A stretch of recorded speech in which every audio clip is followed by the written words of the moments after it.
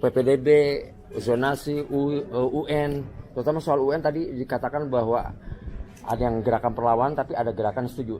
Termasuk para guru kebanyakan setuju UN dihidupkan lagi, mungkin dengan format yang seperti apa kira-kira Prof? Ya, yang pertama kami tegaskan bahwa sampai sekarang kementerian belum mengambil kebijakan apapun terkait dengan berbagai isu yang sekarang berkembang di masyarakat. Karena itu kami mohon kepada masyarakat untuk bersabar agar kami dapat mengambil kebijakan yang sebaik-baiknya dengan mendapatkan masukan dari berbagai kalangan. Sehingga kalau tadi saya menyinggung UN ada yang pro ada yang kontra, itu hal yang biasa. Tapi sekali lagi kami belum mengambil kebijakan. Mungkin kalau saya boleh pakai istilah yang agak populer itu semua masih sebatas omong-omong. Karena itu semua pendapat baik yang pro maupun yang kontra kami akan analisis berbagai argumen yang disampaikan dan tentu kebijakan yang akan kami ambil adalah kebijakan yang terbaik untuk kepentingan bangsa dan negara. Dan yang tentu tidak kalah pentingnya, bahkan mungkin ini yang juga sangat penting adalah sejalan dengan kebijakan dari Bapak Presiden Prabowo. Ini yang nanti coba kita kaji secara mendalam, karena intinya kan sebenarnya kami berusaha untuk memberikan layanan pendidikan yang berkualitas untuk semua. Dan oleh karena itu, maka bagaimana ada penjaminan terkait dengan mutu pendidikan itu, perangkatnya itu kan tidak tunggal. Penjaminan itu kalau kita lihat dari undang-undangnya itu kan ada dua kan, ada penjaminan internal dan ada penjaminan eksternal. Penjaminan mutu internal itu yang dilakukan oleh masing-masing satuan pendidikan.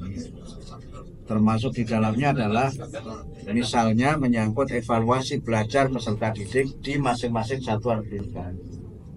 Nah, penjaminan eksternal itu penjaminan yang dilakukan oleh institusi-institusi penjaminan mutu. Misalnya akreditasi itu kan penjaminan mutu eksternal.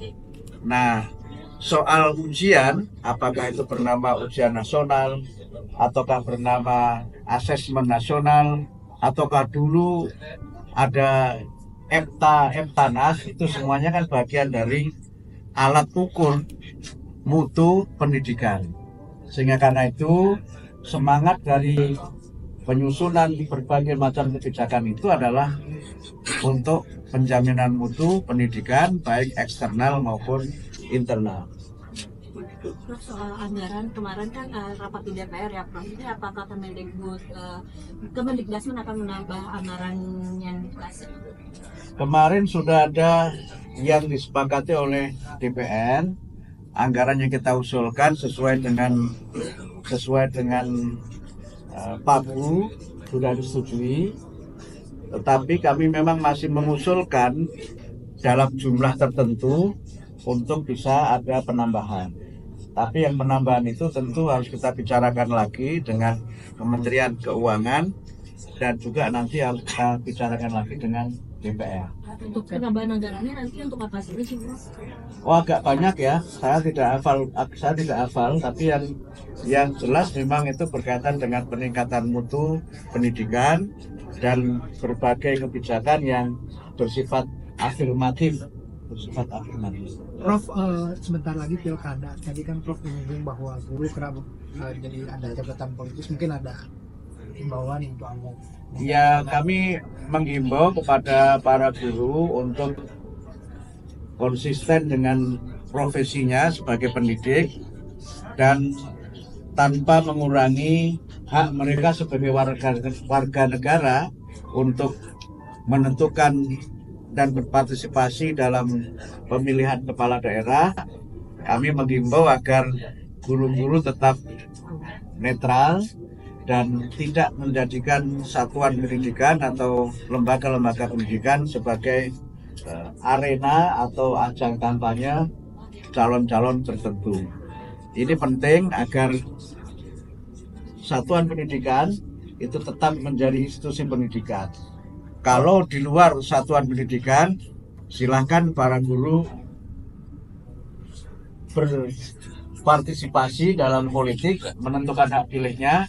Dan kalau saya boleh mengusulkan ya, guru-guru jangan golput.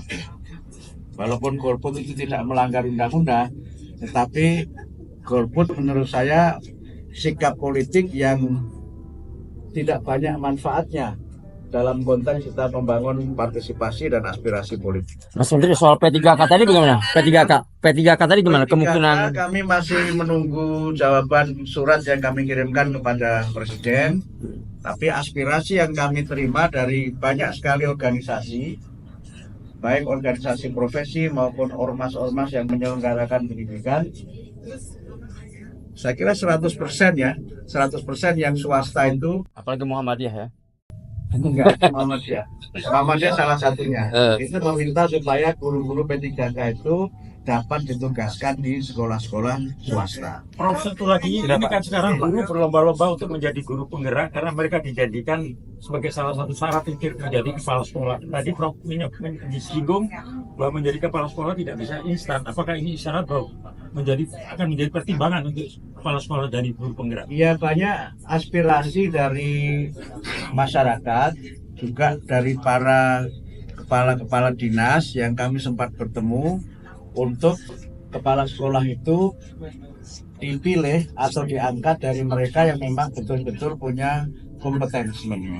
Mereka mengikuti dan mengalami berbagai proses untuk menjadi kepala sekolah. Tapi sekali lagi ini belum menjadi kebijakan, tapi aspirasi yang kami terima dari banyak kepala dinas menghendaki agar guru-guru penggerak itu tidak otomatis menjadi kepala sekolah, karena aspirasi mereka, kepala sekolah itu ya mereka yang memang memulai dan memiliki pengalaman serta penjenjangan untuk sampai dia menjadi kepala sekolah. Tapi belum ini ya, tapi kami belum mengambil kebijakan ya. Ini masih aspirasi yang kami terima dari masyarakat. Kebijakannya nanti sampai betul-betul ada peraturan menteri yang mengatur.